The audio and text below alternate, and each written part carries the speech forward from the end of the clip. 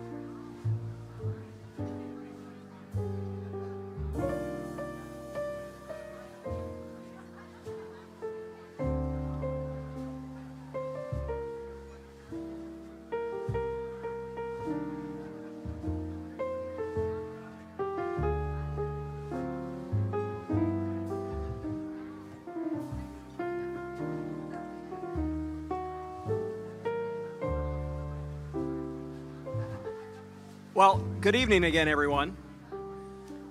Let me now officially welcome you to the 29th Annual Towns Award celebration. I should probably now introduce myself as well. My name is Lee Ringer, and I'm a meteorologist with Spectrum News 1 in Raleigh, North Carolina. But I'm not here to give you a forecast for the other Carolina. More importantly, for tonight, I am an alumnus of the South Carolina Governor's School for Science and Math. Through our talks this evening, thank you. Through our celebration this evening, we'll have some special hellos and special shout outs. And I wanted to start that and say a special hello to all my fellow alums that are joining us here in person and virtually, including Britt Garris, class of 1995, and from the best class, I'm biased because it's my class, from the class of 1997, my former suite mate and lifelong friend, John Chu. We have 220 supporters with us here in person at the Columbia Marriott, and over 100 supporters joining us virtually across South Carolina and beyond. Don't we have so much to celebrate this evening?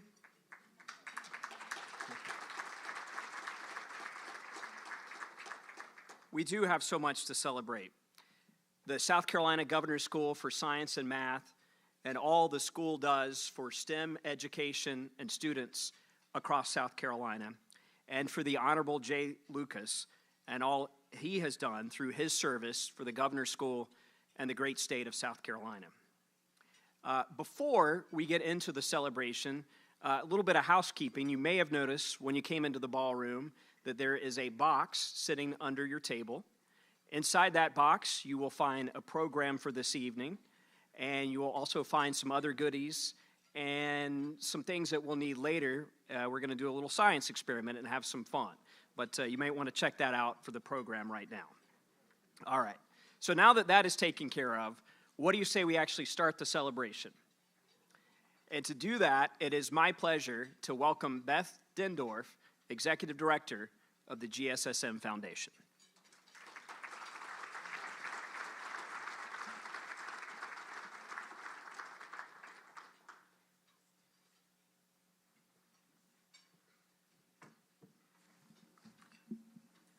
Good evening, everyone, and welcome to the 29th Annual South Carolina Governor's School for Science and Mathematics Towns Awards celebration.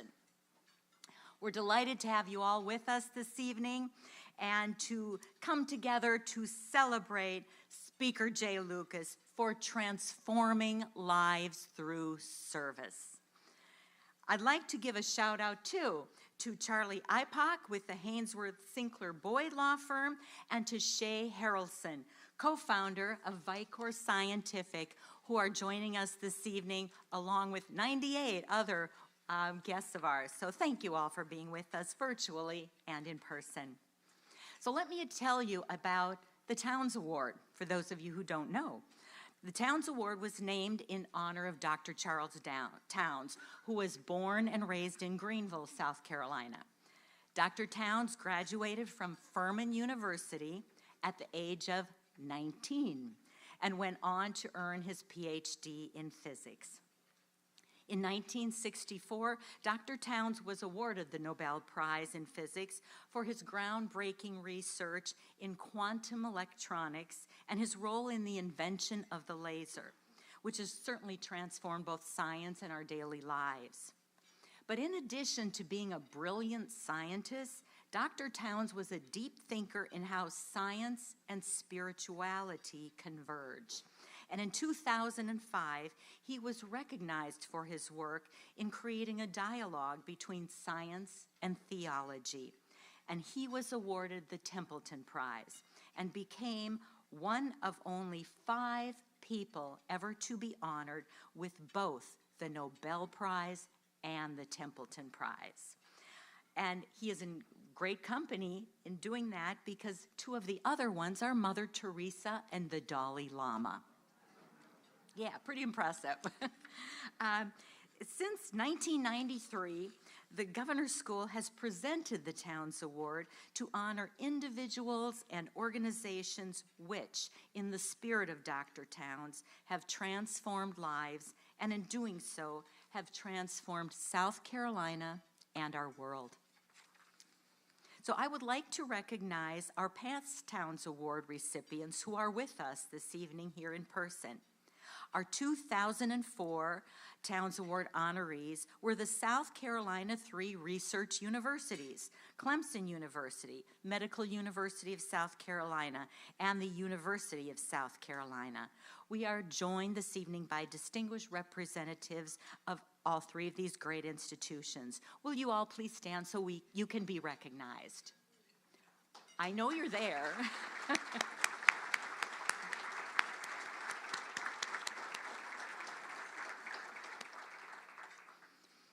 And as GSSM entered its 4th decade of providing an exceptional STEM education, we presented the 2019 Towns Award to the students and alumni of GSSM, many of whom are with us this evening. So will all the alumni and students please stand, including President Dorsal.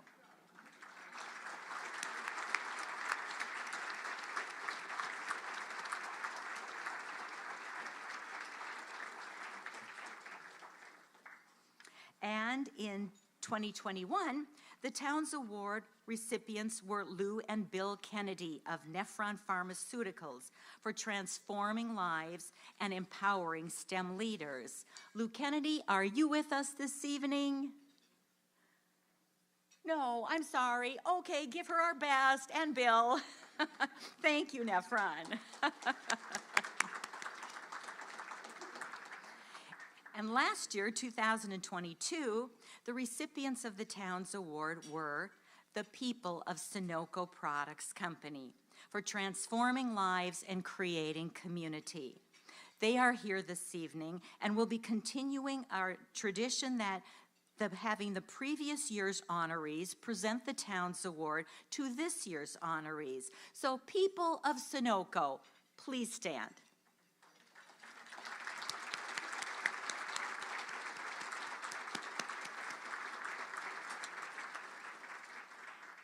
And you saw in your program and out front what a distinguished group of 29 years of honorees for the Towns Award. So now I'd like to tell you about something new that happened at Governor's School this fall. We cut the ribbon in September on a new state-of-the-art hydroponic research lab made possible by 6 generous donors. The lab is an upcycled freight car that can grow 8,000 plants simultaneously, which is the equivalent of 3 acres of plants. On your tables are, for you to take home, are basil plants that were grown in the hydroponic lab. So you'll see those basil plants. The lab has already grown 5,000 plants, including, besides basil, lettuce, wildflowers, the South Carolina state flower, the yellow jessamine, and a threatened marsh grass as part of a coastal ecology preservation project. Beginning this fall, hydroponic research will become part of the GSSM curriculum. We know that we are the only hydroponic research lab in the PD, and we think we're the only one in the state. So we're very proud of that. Director of Research and Inquiry, Dr. Josh Witten from GSSM, and Matt Myers, who manages the hydroponic research lab, are here with us tonight. Gentlemen, raise your hands. Where are you? Shout out. All right. They are happy to talk with you about hydroponics and all the cool opportunities this lab creates for our students, for partnerships with many of you, and for our state. Unless you be concerned about those basil plants, 200 of them were given out recently to all of our guests at Inside GSSM, our open house at the campus. They all enjoyed it and lived to tell about it, and you will too. It's a good. So now it is my pleasure to introduce you to the president of the GSSM Foundation Board of Directors, Heather Srulovich, Vice President with Blue Cross Blue Shield of South Carolina. Thank you and enjoy the evening.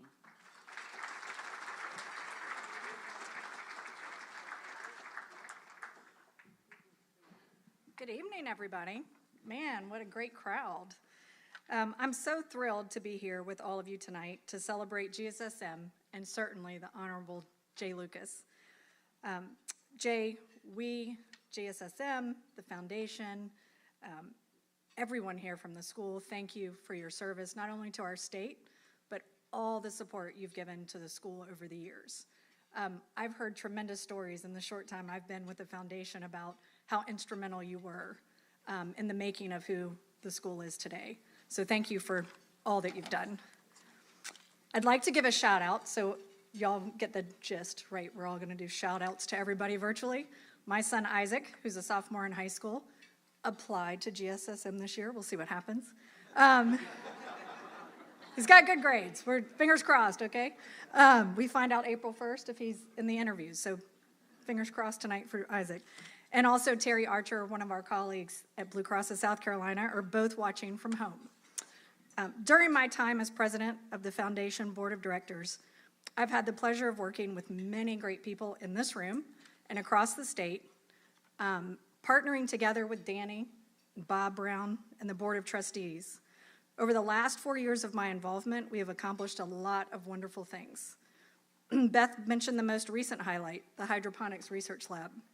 Seeing this begin as an idea that the school then had as an ask, to watching the financial support of people in this room and across the state that jumped in to make it happen, to the school and the students that put the time and the effort to make it come to life, to now, I mean, you have plants on the table. How cool is that, right? I was at the school, I don't know, when was that, Danny? October, and got to actually walk through the lab, and it was before the plants were there. It's pretty cool. If you ever have a chance, go check it out. So what is success, right? We saw something start as an idea and quickly became something the school had never had before. And where it goes from here, we'll see. But just an amazing thing that happened from a thought.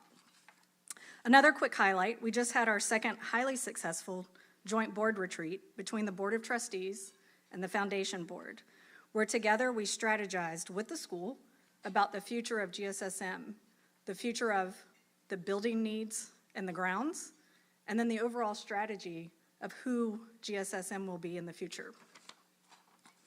So now I get to thank all the amazing sponsors. Hold on to your seats, there's a lot of them. A testament to all the support that is given to the school, but also to Jay. So our presenting sponsors, Blue Cross Blue Shield of South Carolina.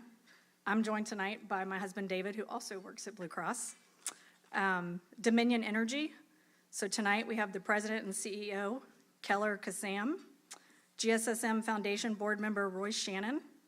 Current GSSM parents, John Cadena, Lee and Jana Xanthikos. Please tell me I said that right, y'all.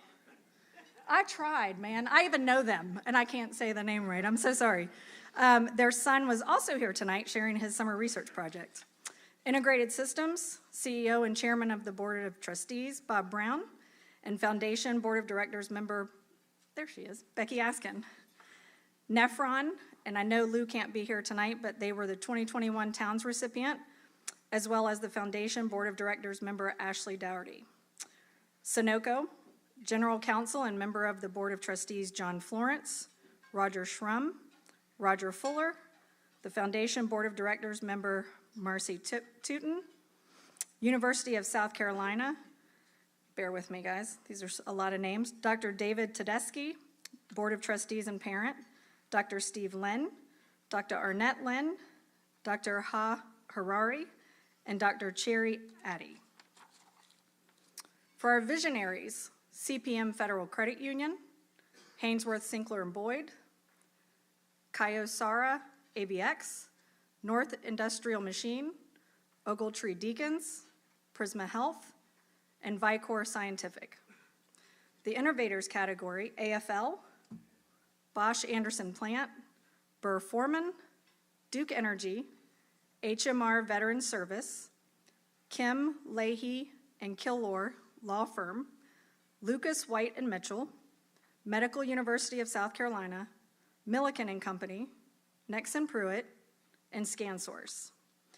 In the entrepreneurs category, Carolina Pines Regional Medical Center, College of Science at Clemson University, CRISP, Cyberwoven, Tony M. Elkins, Find Great People, Adam Gainey, Ironclad Performance Wear, Representative Jay Jordan, MB Khan, McLeod Health, Macmillan Pasden Smith Architecture, Representative Cody Mitchell, Net3 Technology Inc., Rolls-Royce Solutions America Inc., Savannah River Mission Completion, TD Bank, Representative Ann Thayer, and Representative Jay West. And finally, our production partners, Sound and Images Inc. and Zero Gravity. Thank you all. We couldn't do this without you all, so we really appreciate it.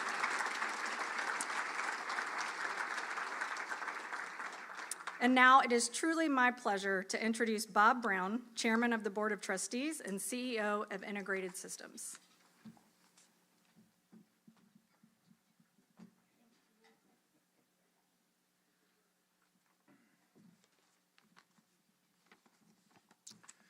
Good evening, everybody. It's really nice to be back at a bigger venue and have a need for a bigger venue. I think that's probably due largely to Jake. Thank you. Whenever you're raising money, it's always nice to pick a popular recipient. Well, that was good. My shout out, I think probably that we've got some people from California on the line, but my parents are watching tonight from Arizona, and I figured I'd do a little ear tug. And those of you my age will understand the reference. The younger crowd can look up Carol Burnett on YouTube or whatever the latest YouTube replacement is. So I'd like to report tonight that the board has had a really busy year, but that would not be the truth. So for the first time in several years, we've not had a busy year as a board, which is a really great thing. Exactly. Thank you, James. You got off at just the wrong time. So things got easier after James left. I don't think it was his fault, but anyway, one of the things that happens when you have a bunch of board smart people is they start thinking about the future. And Heather alluded to it. We've started to dream a little bit again at the governor's school. And I know how much the governor's school means, certainly to all of us in this room, but it's been a promise made to South Carolina, and it's been a promise kept by South Carolinians. And so we started to dream, and there's now starting to emerge a master plan of where we think the school might be headed over the next decade or so. And we're soon going to show up and darken your door with this very compelling plan of how we might move forward at the governor's school. And we're going to challenge you to help us meet those goals. And fair warning, you should probably just say yes right off the bat, because If you don't say yes, we're going to show up with a busload of govies, and they're going to show you their summer research projects, and then you're going to be forced to say yes. So we're envisioning a governor's school 3.0. Certainly, Jay, you've been an instrumental part of the governor's school since the beginning, and I'm sure you would support the idea of continuing to invest in the governor's school for all the good it has done for South Carolina and all the good it will continue to do. I think one of the nicest things is to have a foundation that is really in tune with the mission of the school. And to me, the governor's school is very personal. The people whose plaque is outside, I mean, I didn't know Carol Campbell, but certainly I know Charlie Coker and all the people that have been instrumental in making the governor's school what it is today. And our last year's recipient, Sunoco Products Company, is obviously a very strong and continued representation of Charlie and his vision. And certainly, Jay, I would say on the government side of things, you're certainly carrying the torch for the government side of South Carolina. The governor's school was a public-private partnership before there were public-private partnerships, in my view. And I think it'll continue to be that. We have obviously a list of, 75 corporate sponsors just for tonight. So the private sector is continuing to embrace and love this school, and I know the state legislator will continue to do that too.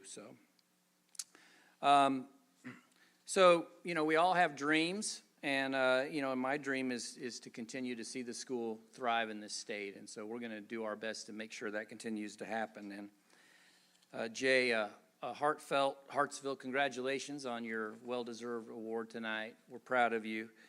And it's my pleasure now to turn the mic over to our GSSM president, who's also a 1990 alumnus, Danny Dorsal.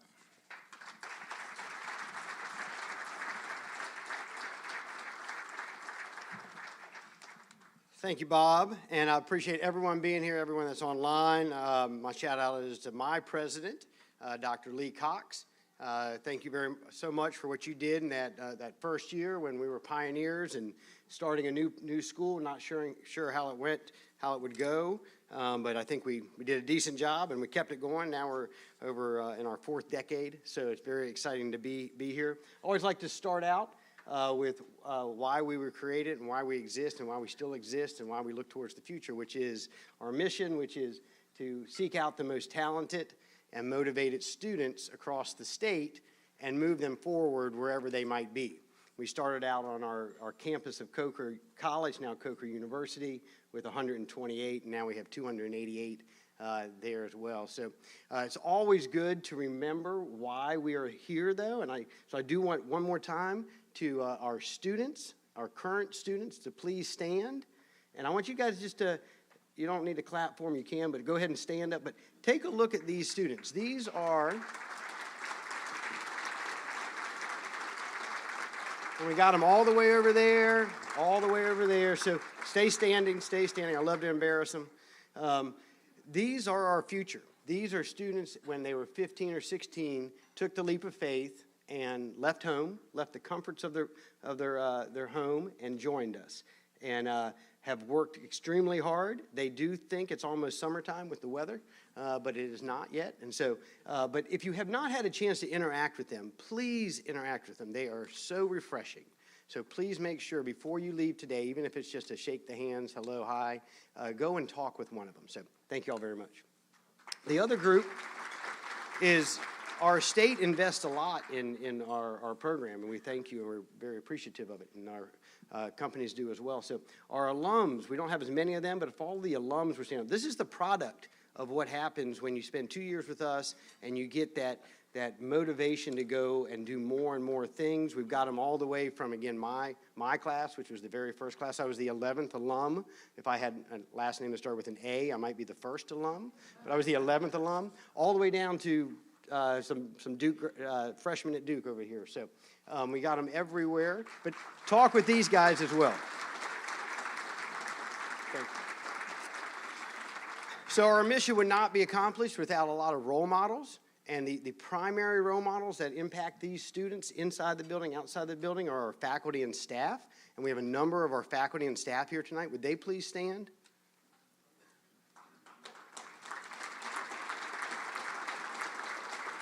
And I appreciate all that they do, and they all have to work tomorrow, just like all of us, but they chose to come here tonight, so I appreciate that. And then finally, the last group that we would not exist with, would not have started with, would not have been able to do everything we are doing right now or want to do in the future, is our legislators. And we have a number of our legislators, past and future legislators. Would you please stand to be recognized?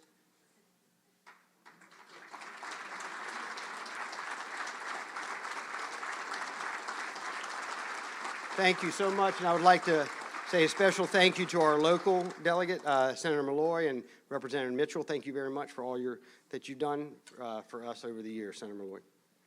Now, back to our mission. Why do we exist? And I could stand up here and I could tell you we exist to teach over 400 high school students in a given year in 3 different programs. We have a residential program at that's the flagship program. We also have coming out of COVID, we kept an online option for a small cohort. And then we started in 2013 an engineering program where we teach about half of the high school classes for students at their home high school. So I could tell you about those 400 students more, but I'm not. Or I could tell you about the 4,000 students that we teach from 3rd grade to 10th grade throughout the school year through our outreach programs. And we do it during the academic year. We do it during summer camps. We go in and do a takeover of like a 4th grade class. We do camps at middle schools where we develop the curriculum, teach the teachers how to use it, and then they get to keep that curriculum. But I'm not going to tell you about those 4,000 students. I could tell you about the research that we do, the real world research. It's not science projects, it's real world research that we do with universities, that we do with companies and their R&D programs, many that are here represented today, but I'm not going to tell you about that.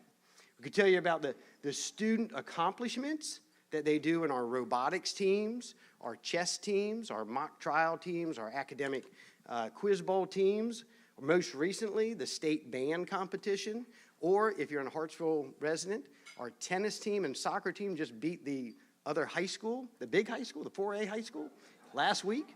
I won't tell you about that accomplishment. I could tell you about our alumni that total about 2,700 worldwide, some that are in cutting-edge research in AI, some that are lead IP lawyers, some that are pioneers in combat medicine. But I'm not going to tell you about that one either. What I want you to walk away with tonight is an understanding of one of the most important things we do, which is to instill in our graduates and in any of the students, those 4,000 that we teach, the importance of giving back.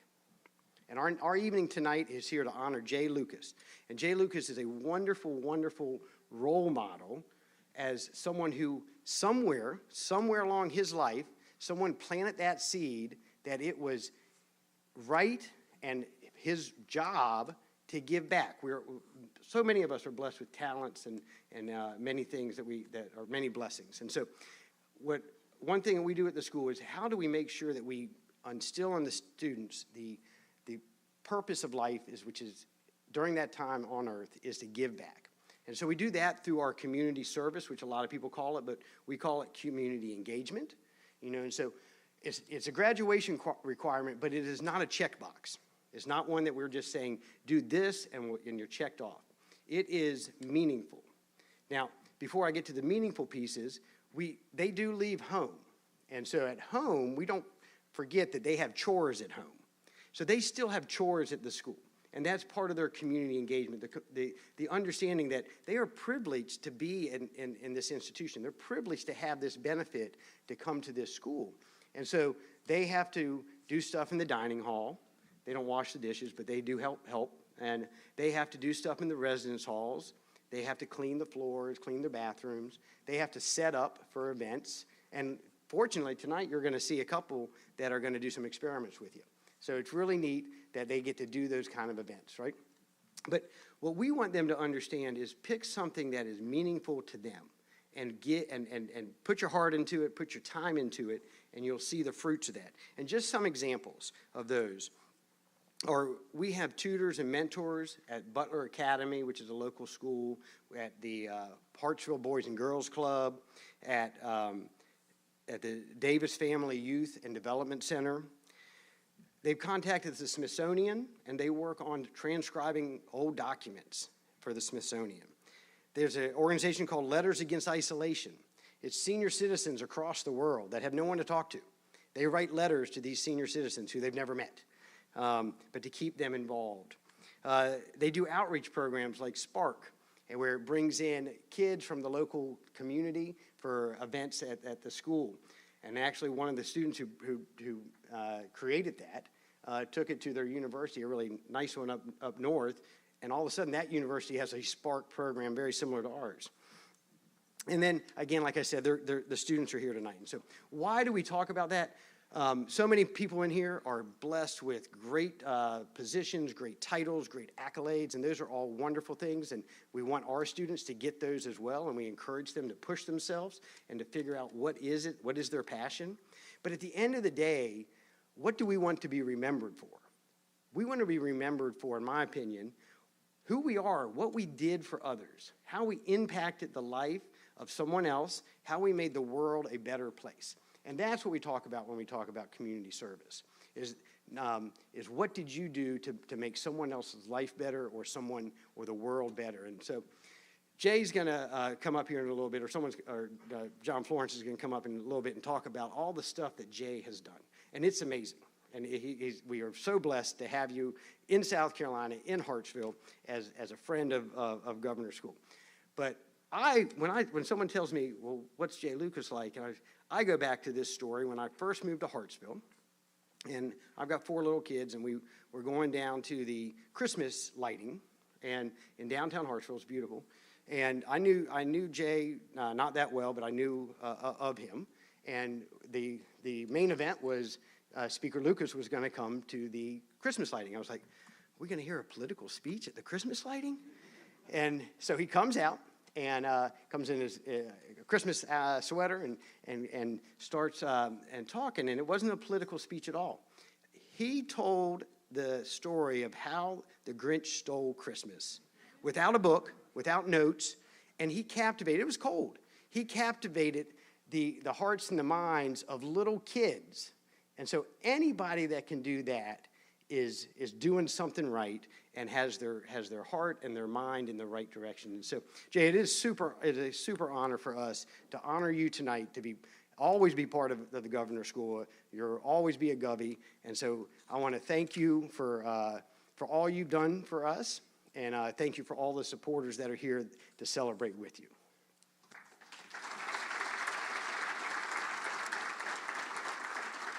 And now it is my distinct honor to introduce Stephen Sarabona, who will be our student speaker. Stephen's a senior at the school.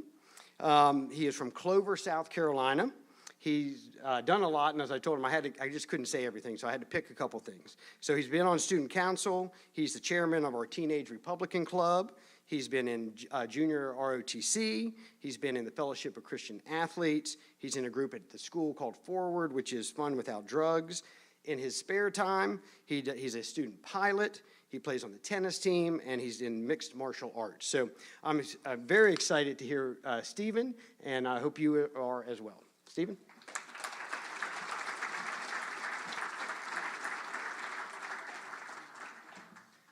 All right.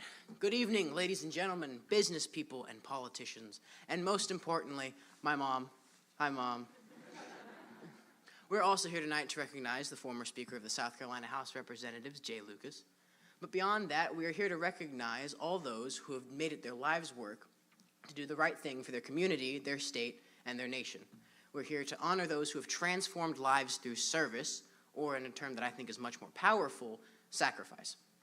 So, in my free time, I find myself on Netflix, and my latest favorite show has been The Crown, which outlines the life of Queen Elizabeth II.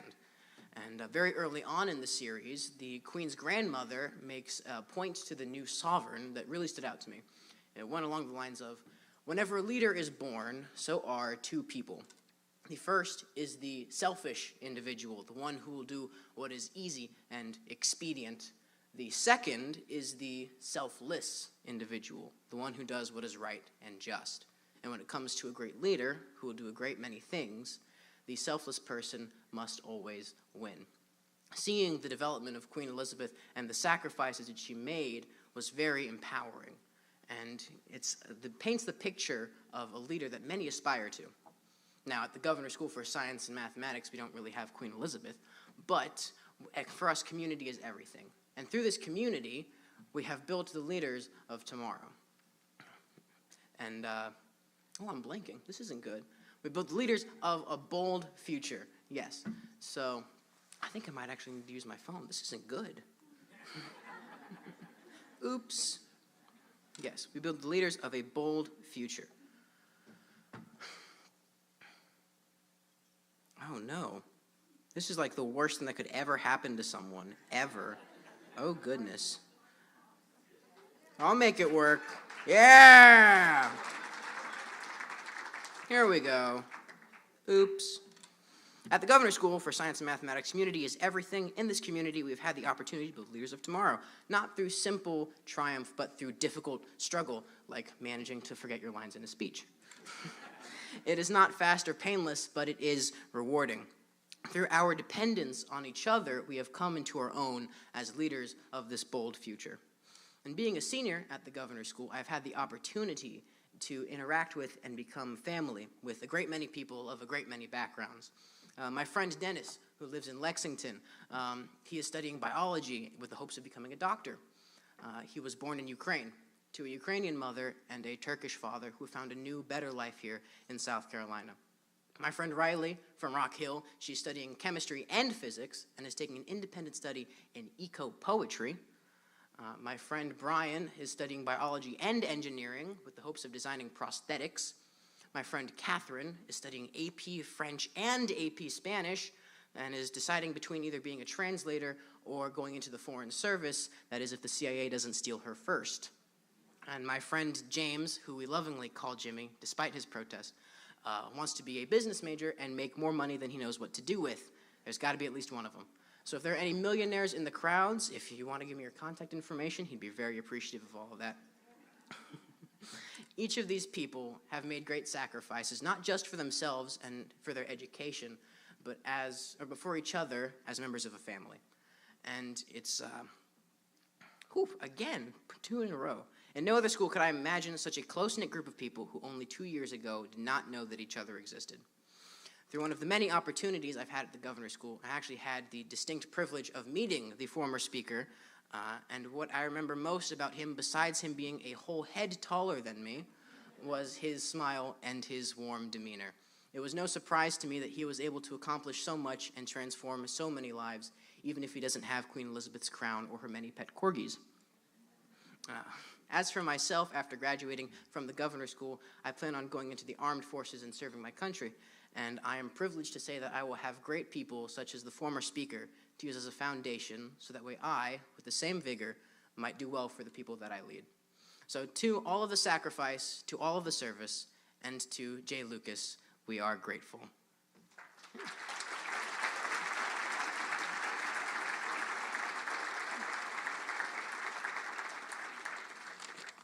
I now get to introduce our experiment. But first, a little blurb. GSSM students have a wide variety of talents and interests, and they share a common joy for learning. Many of us cultivate this joy in younger students and sharing our interests with them. One way we do this is by volunteering our time to teach young students who participate in GSSM Outreach Center's programs. It is my honor to introduce a group of my peers who are involved in the GSSM Student Council and the Outreach Center's after-school programs. They will provide an example of how they spark young students' interest in STEM by leading you through an activity called, Is It Liquid? Is It a Solid? No, It's Oobleck. S.J. Caldwell and Jack Jackson, 2 GSSM seniors, will lead the experiment. Catherine Fang, Ashley New, Matthew Smith, and Sophia Vulgaris will assist them and you in completing the experiment. I hope you all enjoy. How about let's hear another round of applause for Stephen.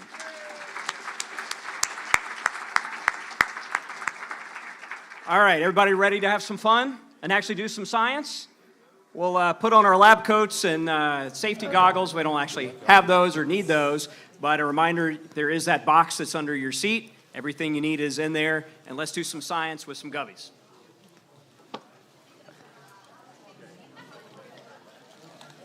Okay, so good evening, everyone. My name is Jack Jackson, and I'm a senior at the Governor's School. I'm from Spartanburg, South Carolina, and I work in the outreach department at our school as the president of Engage, which is an engineering-based outreach program. And then SJ will introduce herself. I'm SJ Caldwell. I'm from Graniteville. I am a senior at GSSM, and I work in outreach as the co-leader of computer science for Spark and the co-president of Women in Computer Science, which works with Engage. And so what we are here to do today is talk about Oobleck. And first of all, to talk about Oobleck, we kind of have to describe what it is, because I don't know if many of you know what Oobleck is. But it comes from, well, it's named after a story by Dr. Seuss called Bartholomew and the Oobleck. And so basically what it is it is a mixture of cornstarch and water, and the cornstarch is suspended in the water. And so it's a non-Newtonian fluid, and SJ is going to explain more about that. So a non-Newtonian fluid is a fluid that acts like a solid and a liquid. And the way this works with Oobleck is the cornstarch is suspended in the water. So essentially, if you were to very quickly slap the Oobleck or something, the cornstarch is pushed together and it creates a solid-like surface. And then as for the liquid aspect, if you were to slowly move your fingers through the Oobleck or something like that, you are able to move through the water and through the cornstarch, and it therefore acts like a liquid. And so basically what this shows is like something as simple as just water and cornstarch can be turned into a mixture with very interesting and weird properties. So what you have today at your tables is a box, and in that box you'll find a bag of cornstarch, a cup to measure water, a container to mix everything in, and some food coloring. And we are basically going to walk you through how to make Oobleck. So if you have your bag of cornstarch, you are going to measure out a cup of cornstarch and put it in the small measuring cup, as SJ demonstrates. This is ounces, milliliters. Just fill it everything. And so as you're filling up the cups with the cornstarch, you're going to pour it into the container, and then you're going to measure out roughly a cup of, or half a cup of water. And then you're going to pour that into the container with the cornstarch. In your bags or boxes, you should also find a mixer, popsicle stick, which you can use to mix up the Oobleck. So after you put your cornstarch in, and we'll wait for everyone to do that. They're going.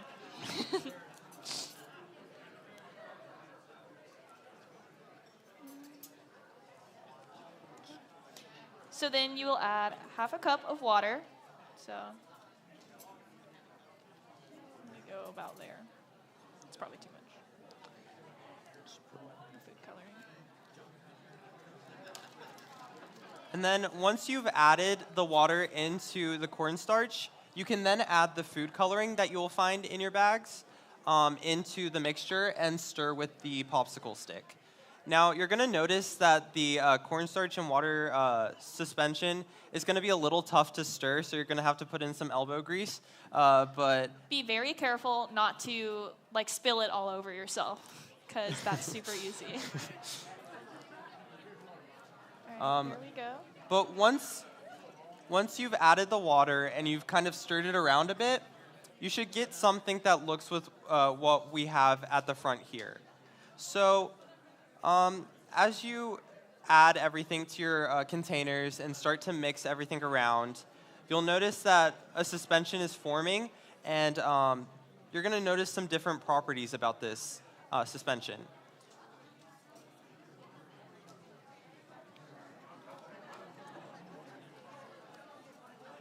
We'll give you a quick second to do that.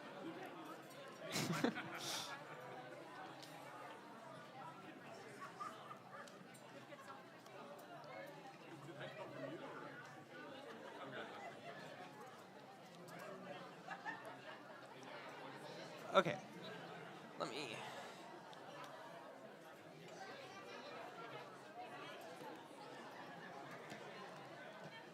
Okay, so in your boxes, you should also find a small sheet in which it has a list of different tests and predictions that you could make. So we have this small list, and we're going to go through some of the different tests that we can do with oobleck to see the different properties. So one thing that you can do is take your stir and move it slowly through the oobleck. And what you'll see is that it acts as more of a liquid, letting the stick pass slowly through it. And then another thing that you can try is to jab the oobleck with your stir. And what you'll see is that it gives some resistance. So it's just showing that such a, I guess, simple suspension can have many different properties. So we're going to show some of those with the oobleck that we have up here, if you want to watch along with us. But as you move the screwdriver we have here slowly through, you're going to see that there's some resistance, right? Because at this state, it has, the cornstarch is acting with the force that I'm putting in it, so it's going to act as a solid. And if you jab it, it sort of acts as a solid.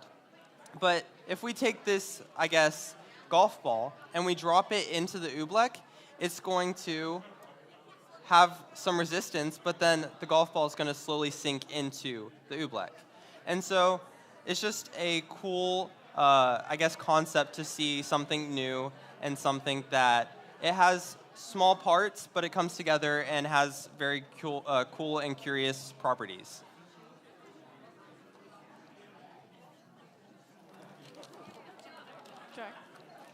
That's all that we have for today with our experiment, but thank you all for having us, and thank you for letting us do this. Hope it was fun. Oh, side note, if you guys want to keep it, I recommend keeping it in your fridge because it will go bad and smell.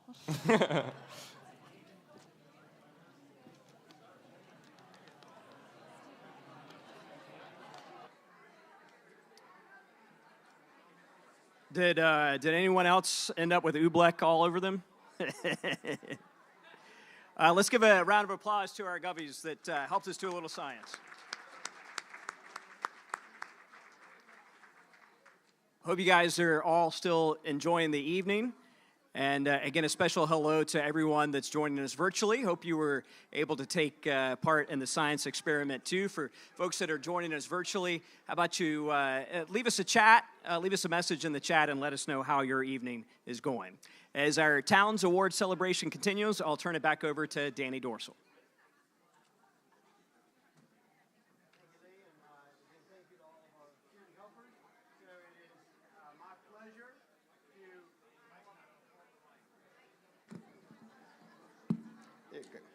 It's my pleasure to introduce our last speaker before we move on to the awarding of the Towns Award.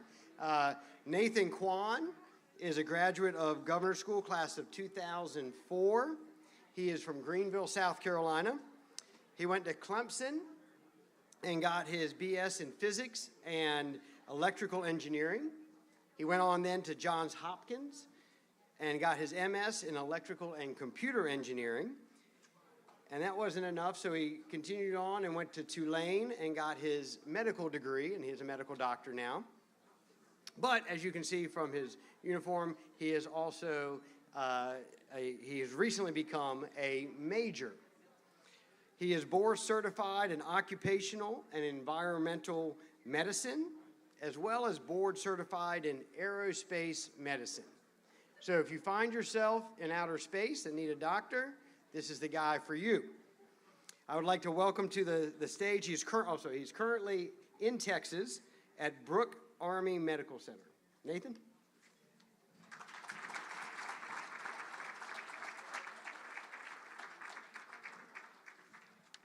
All right, thanks, Danny. I'll start off with my shout out. It's to a fellow classmate of the class of 04, Peter Henry. He gave me a call at the end of last week after the alumni get-together in Aiken to wish me good luck tonight, which is also timely because he had dug out the senior slideshow from that year. He recovered it from his hard drive and sent it along, so I watched it last night and brought back some good memories. Okay, I'll be using my notes that I scribbled on the airplane ride here because my memory isn't as good as these young guns. I wrote it on the airplane, so I'm sorry I didn't get these notes to you sooner, Stacy. Before I get started, like any good soldier giving a public speech, I have to say that any opinions expressed are my own and do not represent those of the U.S. Army or Department of Defense. Naturally, my views are heavily biased by my upbringing in the service. That's part of tonight's theme, after all. Beth Dindorf called me a couple months ago, said the foundation was looking for someone to give remarks on behalf of the alumni, and that my name kept coming up. First thought I had was, that's not something you say no to. It's been indoctrinated into me. Ask not what your school can do for you, ask what you can do for your school, right? Secondly, I spoke at the convocation a few years ago, so I mustn't have done too bad of a job to get invited back again. I don't recall any slapping. So I think I was chosen for obvious reasons. I love wearing this uniform. I'm proud to have donned it every day for the last 12 years. It stands for a lot of things, most visibly a symbol of service. As a military physician, I've had the honor of providing health care to America's sons and daughters, and it's a sacred trust that's placed in us to protect them, sustain them, and heal their visible and invisible injuries. In that regard, I've transformed lives through my service. Now, some service is more easily seen than others. That doesn't diminish its value any less. I think we all can be considered part of the service industry, even the military. In fact, we're like any large organization, sans our warfighting function. We strive to provide good customer service no matter the mission. And I've often found that boils down to just being a good human and connecting with others through everyday interactions. Even the briefest moments can have an outsized and lasting impact. Committing to service in this manner doesn't have to take a lot of sacrifice. So take pride in everything that you do, everywhere, whether public or private, and no matter how big or small. You will undoubtedly transform the lives of those you touch.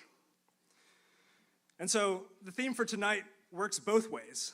By transforming lives through service, you'll find your life transformed too. In my lane, I am most humbled by patience, their resilience and their humanity in the face of adversity. Reaching back, I was also humbled when I was a Govy and at each successive level of higher education. It's humbling being the dumbest guy in the room sometimes, even now as I find myself in the 30th grade of school. You could say I'm a big believer in lifelong learning, especially when someone else is footing the bill. I finally started to become a subject matter expert in some things. And once you make it this far along, it's a disservice if you don't give back to the communities that matter most to you. And recognizing that all of us are at different stages of life and careers, I'm somewhere in the middle. And on one end of the spectrum, the wise members of the audience are probably rethinking some of the ways that they can serve. They're crafting their legacy, or in military lingo, they're setting the conditions for success for future generations, who we're about to welcome, like the previous speakers and the rest of their senior class, into the Alumni Association. And so I encourage the class of 2023 to stand on their shoulders as you think about how you want to serve. And some of them are very tall shoulders. It's really powerful to see the full spectrum here tonight. And it really resonates with me because acts of service is my top love language. Finally, it's funny how time changes as you get older. Maybe that's just the world getting faster, and this is time dilation at work. But when I look back at my time as a Govy, it seems so brief. And maybe it was. I'm part of the 2-year club. But those years were so transformative. In the enterprise of education, it takes a village. You all in the audience, including our honoree, and those of you watching online, your service and your support transformed our lives. And without that GSSM foundation, I wouldn't be standing before you today. I look around the room tonight in awe of the many ways all of you have served. And it inspires me to keep doing what I do, my very small part in protecting our great nation. So allow me to conclude by challenging you to continue to contribute in unexpected ways. And thank you for your service.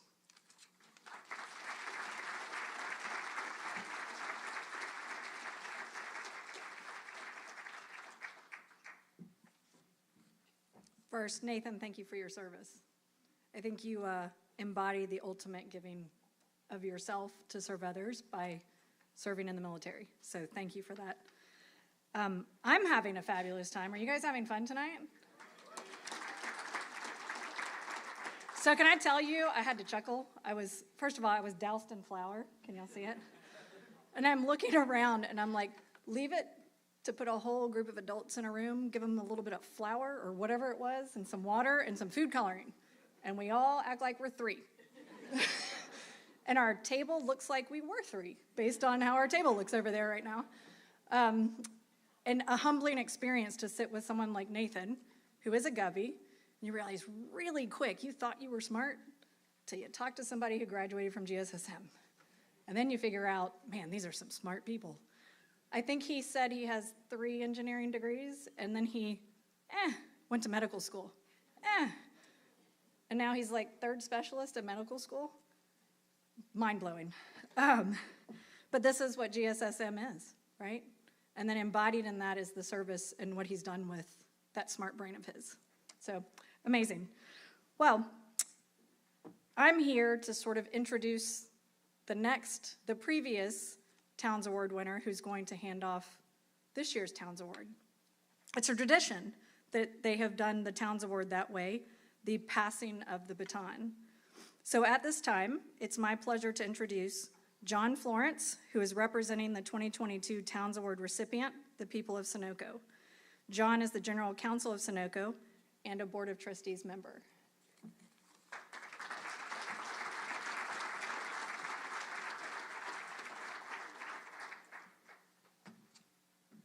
Good evening. Thank you all for being here. I'm John Florence, and I am very grateful to be here tonight representing both last year's honoree, the people of Sunoco, and of course, the Board of Trustees of the Governor's School. I think my ooblecking experiment proved I never would have made it as a student, so I will never be representing the alumni. But as a person of Sunoco and a trustee of the school, I look forward to this event every year. It gives us a wonderful opportunity to showcase and celebrate the wonderful impact that this school has around the state.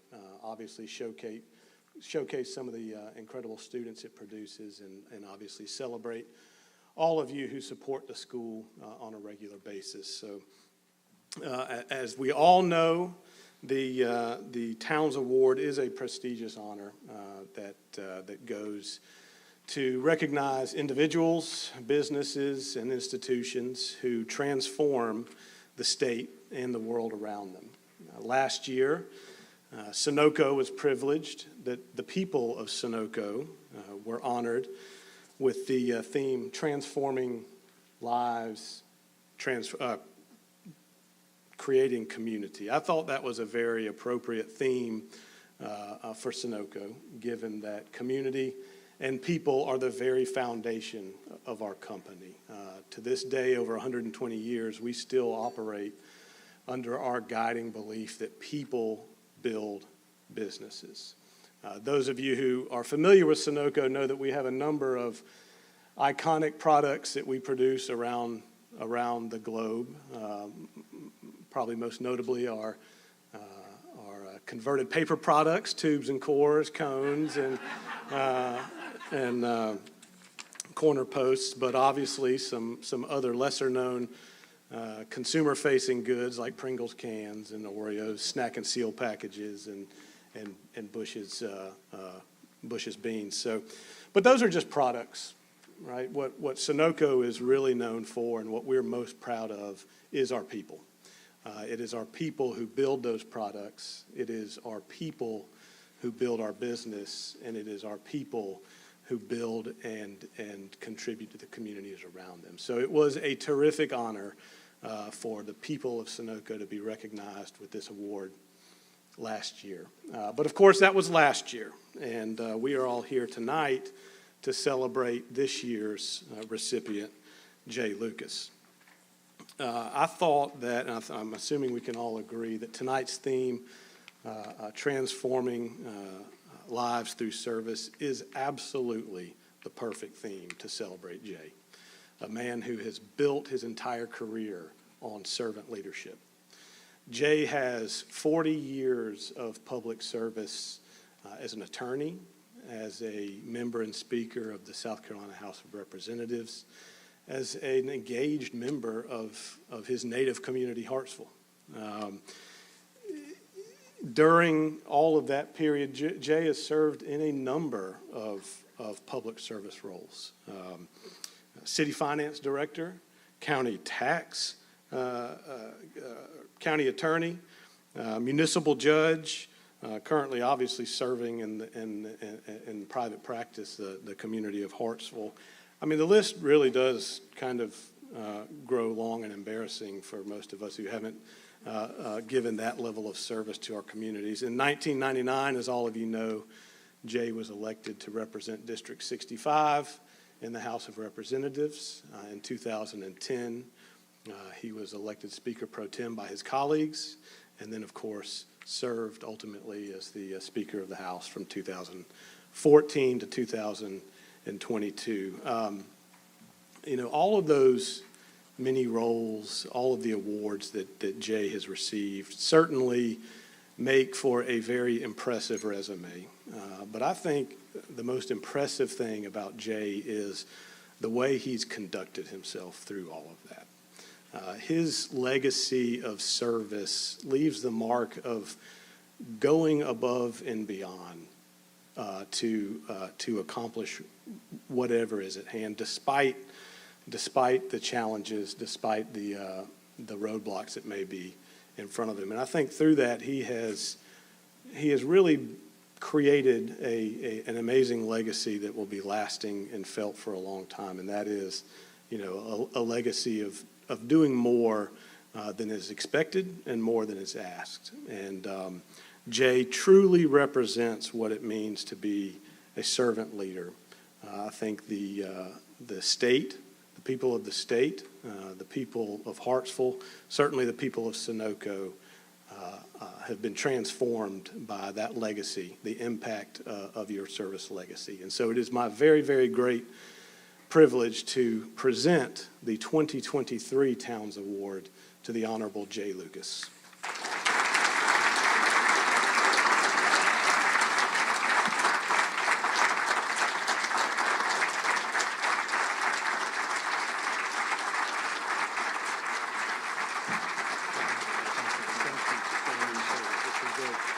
I think they're going to get a picture of you, right?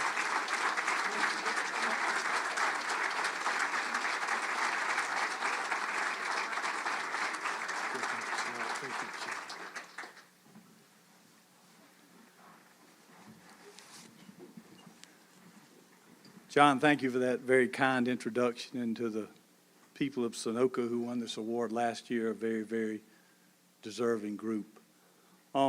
Again, I'm honored and humbled to be here. Every time I come to a governor's school event, it's amazing to me because I get to listen to the young men and young women who are in my hometown, the greatest hometown in America, Hartsville, South Carolina, and to have the governor's school there. And you can clap about that. It is the greatest town in America. And, I come all the time wanting the guest speaker to be Aziz. And, and I don't get him, but I get to hear from young men and young women who make me so, so proud that, again, not only they're in Hartsville, but they're at the governor's school. And the governor's school is in Hartsville. So I want to take a few minutes to tell you not why the governor's school is in Hartsville. That's because of the hard work of a number of people to bring it to Hartsville.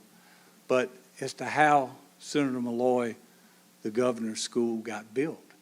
And many people don't know this story. So I'm getting this award tonight. I can't accept it on behalf of myself, but I will accept it on behalf of the Darlington County delegation who worked so hard to build that school, which, quite frankly, there was a period of time we thought was not going to come to South Carolina.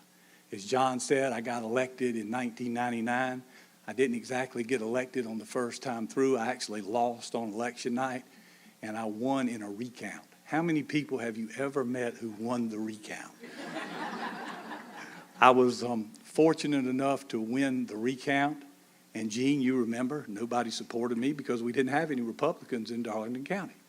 And my good friend, Senator Ed Salibi, a staunch Democrat, worked very hard against me. So what I did the next day after I heard I won, I went and told Ed, I said, Ed, you're my friend, let's work together. He said, Jay, we will work together. There are two things I want you to do. Will you continue to give me a ride to Columbia every day?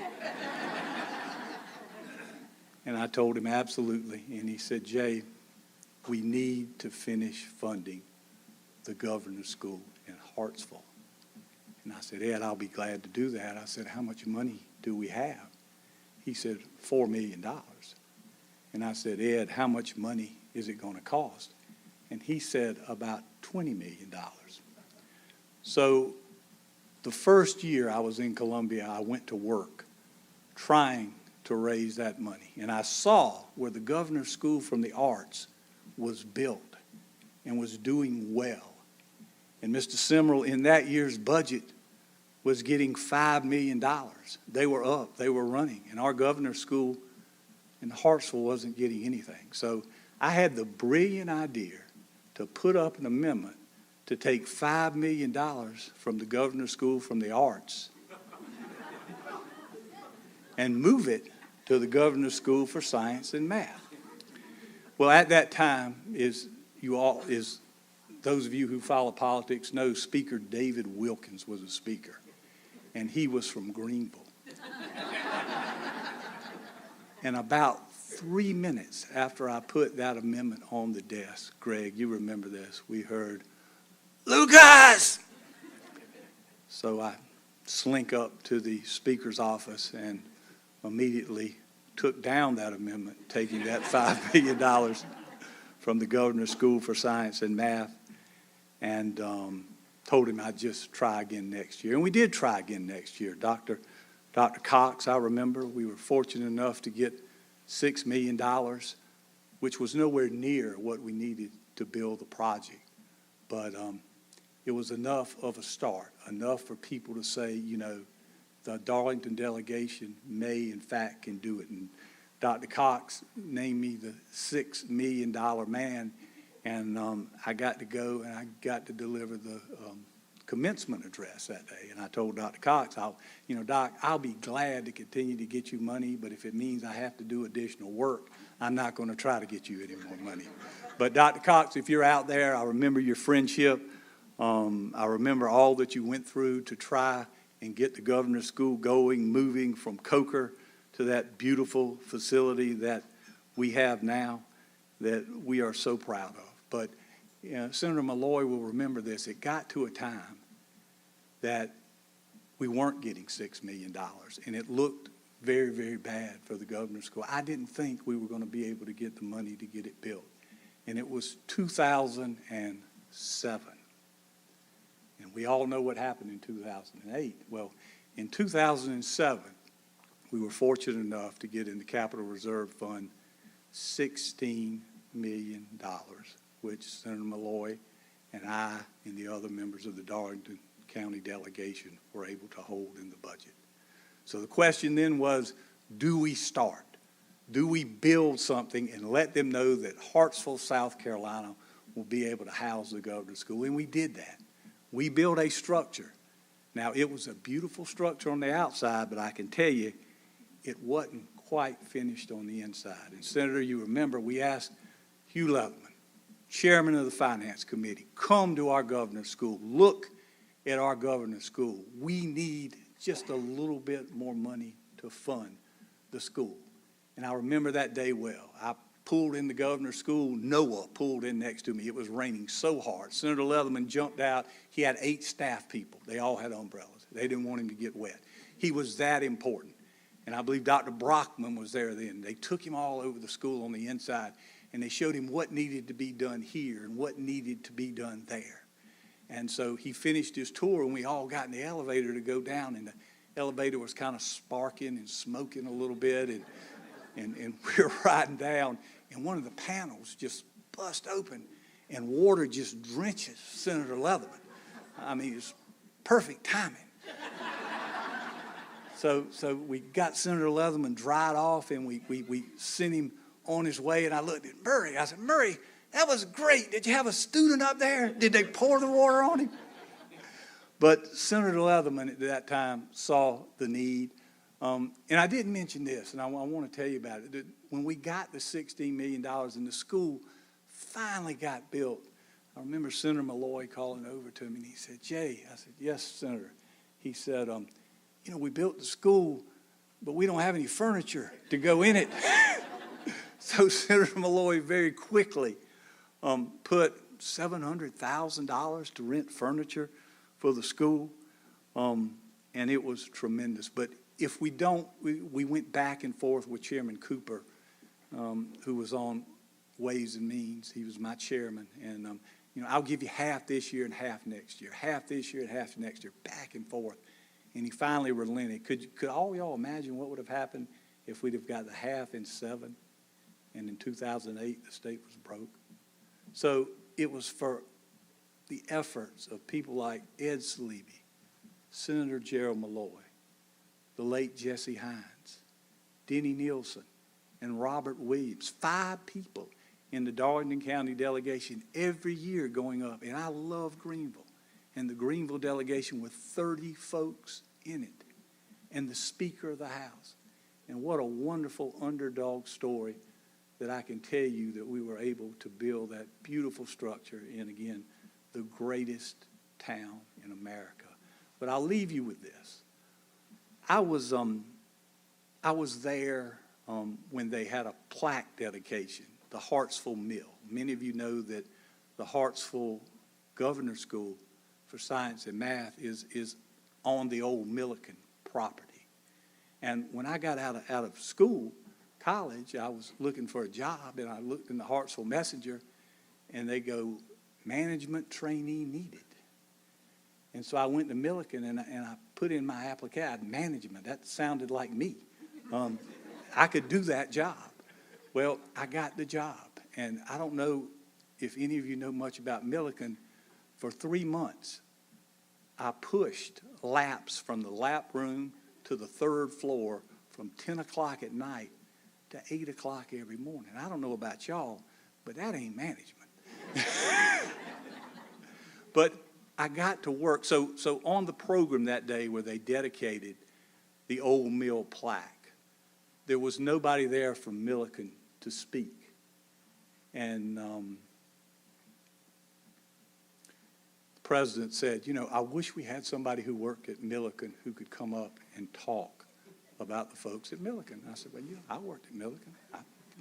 I was a manager for 3 months. And so Milliken was a wonderful place, but it was comprised of folks who really, only had a 4th, a 5th, a 6th grade education. I remember sitting down with one of the supervisors, and they said, Jay, help Jack do his evaluations. And I said, Jack, what about this guy? He said, doing a good job. Write that. I wrote it down. Jack, what about this guy? Doing a good job. I wrote it down. Well, it took me about 10 times, but I came to understand that Jack, who was a supervisor, couldn't read and couldn't write. And the Dolphers and the people who ran the looms, they didn't have a lot of education, but they worked hard. And to go from that site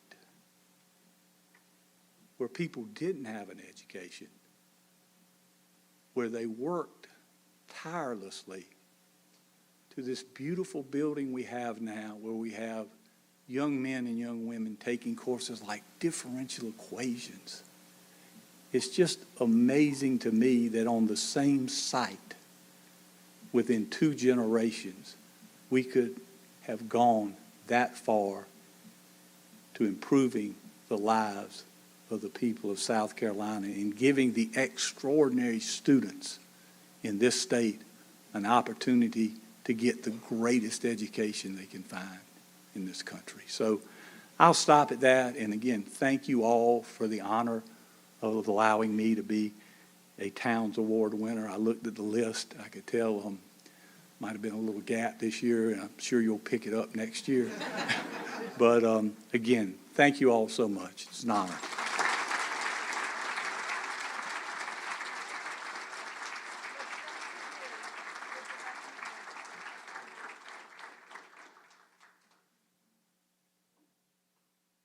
Hello, I'm Henry McMaster, and I want to congratulate my dear friend Jay Lucas on being named a Towns Award recipient.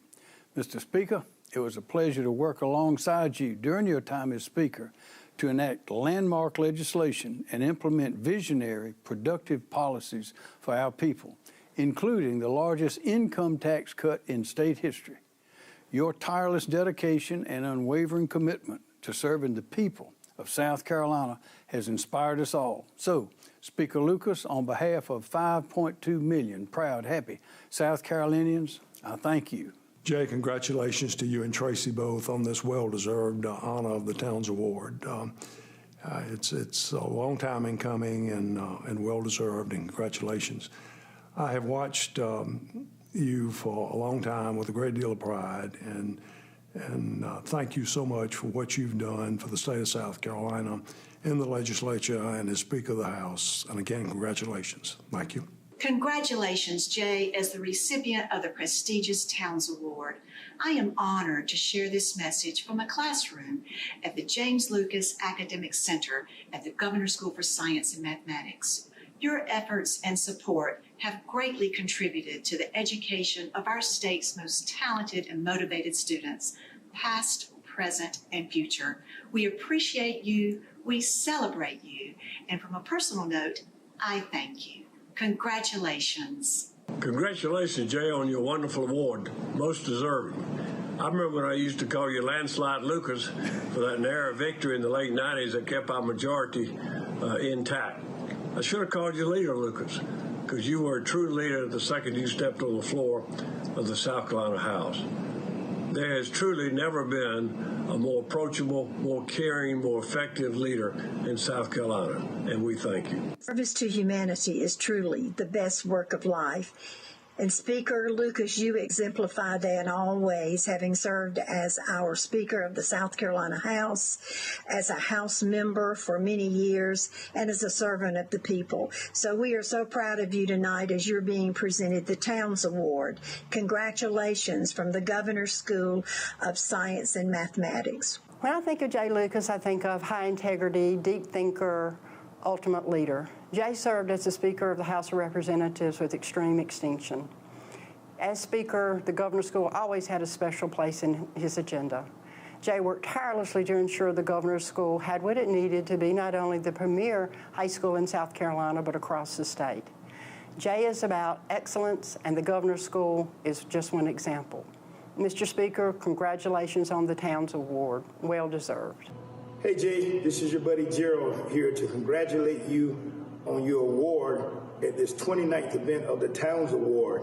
Congratulations not only to you and your beautiful wife Tracy and your son Will and his family, but we pay honor and tribute to your late father, Mr. Bobby, and the beloved Miss Shirley, your parents who I know have done a tremendous job in raising one of South Carolina's finest citizens.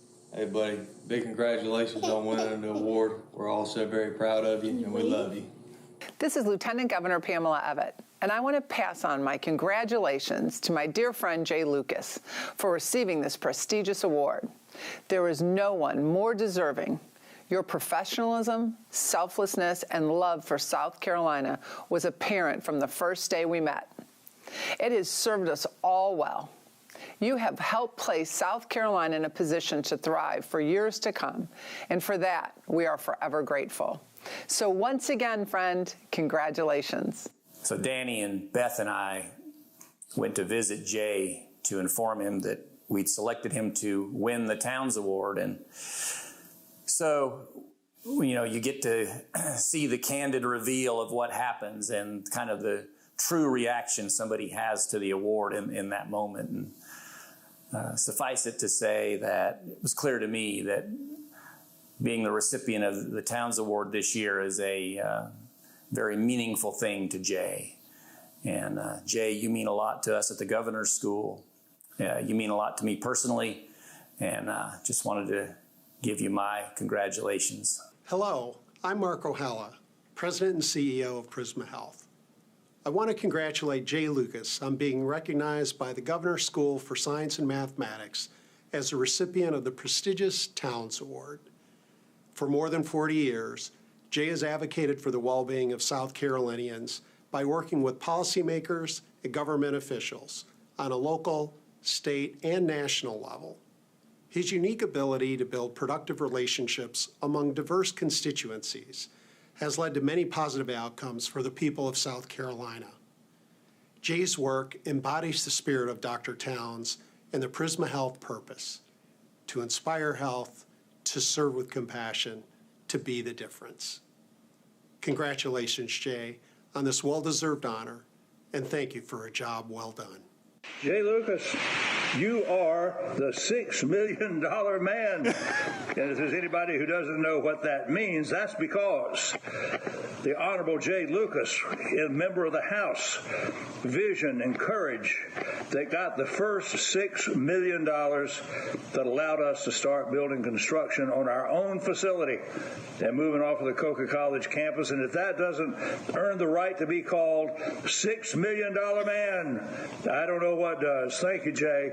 Always appreciate your friendship and especially for your unwavering support for the Governor's School for Science and Math. God bless, my friend. Bye-bye. Hello, everyone. I'm Merle Smith and the Speaker of the South Carolina House of Representatives. I want to give a big congratulations to my friend and my predecessor, Jay Lucas. I cannot think of anyone that's more deserving of this award and recognition here today. I know the Towns Award is meant to honor a person in our state who has transformed South Carolina. And I can tell you firsthand, Jay Lucas's 23 years of service, I watched him transform South Carolina. He's not only improved our state, but he's improved the lives of all our citizens. And I can tell you, I watched and served with him as Ways and Means Chairman when he was Speaker, and the contributions that he has made to this great state are immeasurable. And I cannot thank him for his service during this time. The only criticism I have of him is he's been a hard act to follow. But in all seriousness, Jay, congratulations on this special recognition. It is well earned, and it is a demonstration of your dedication to the state over these past few years and a lifetime of service. Good luck, my friend. Jay, congratulations on this remarkable achievement, being named the Towns Award winner this year.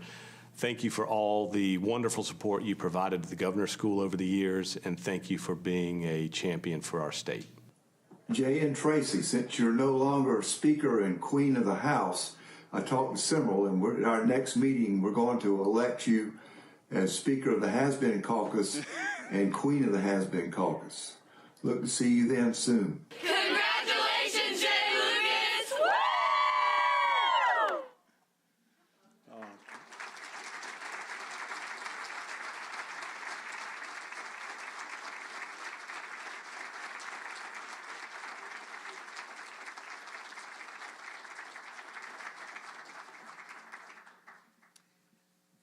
To the Honorable Jay Lucas, as an alum of the school, thank you so much for your support. Congratulations, and thank you on a job well done. We all know you will continue to serve in whatever you do. To our virtual friends, we are so glad that you joined us this evening. We hope you have enjoyed the Towns Award celebration. And to all of our in-person guests here this evening, we hope you will, don't forget to take your basil home that's on the table there and your oobleck as well. And we hope you will continue to stay with us and enjoy the evening with a dessert bar, coffee bar, and learn about some research from our govies. Have a good evening.